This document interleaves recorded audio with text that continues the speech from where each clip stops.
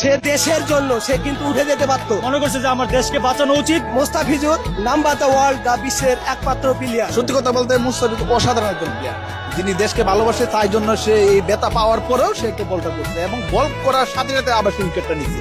অসাধারণ, সে দেশের জন্য সে ধরতে গেলে একটা জীবন দেওয়ার মতো। মুস্তাফিজুর রহমানের ব্যতীত যদি একটা বল লাস্ট অন্য কেউ করতো এবং আমরা উইকেটটাও পেতাম না, এবং লাস্ট এক বলে এমন অনেক কিছু ঘটে যাইতো।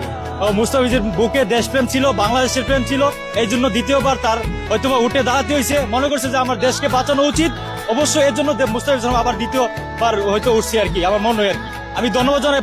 সে দেশের জন্য সে কিন্তু উঠে যেতে পারত। মনে করছে যে আমার দেশকে বাঁচানো উচিত। মোস্তাফিজুর নাম্বার দ্য ওয়ার্ল্ড দা বিশ্বের একমাত্র প্লেয়ার। সত্যি কথা বলতে মুস্তাফিজ অসাধারণ একজন প্লেয়ার, যিনি দেশকে ভালোবাসে, তাই জন্য সে এই ব্যথা পাওয়ার পরেও সে একটু বলটা করছে এবং বল করার সাথে সাথে আবার সে উইকেটটা নিচ্ছে। অসাধারণ, সে দেশের জন্য সে ধরতে গেলে একটা জীবন দেওয়ার মতো।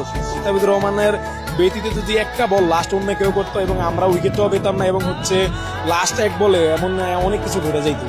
মুস্তাফিজের বুকে দেশপ্রেম ছিল, বাংলাদেশের প্রেম ছিল, এই জন্য দ্বিতীয়বার তার হয়তো উঠে দাঁড়াতে হয়েছে। মনে করছে যে আমার দেশকে বাঁচানো উচিত, অবশ্যই এর জন্য মুস্তাফিজ আবার দ্বিতীয়বার হয়তো উঠছে আর কি, আমার মনে হয় আর কি। আমি ধন্যবাদ জানাই।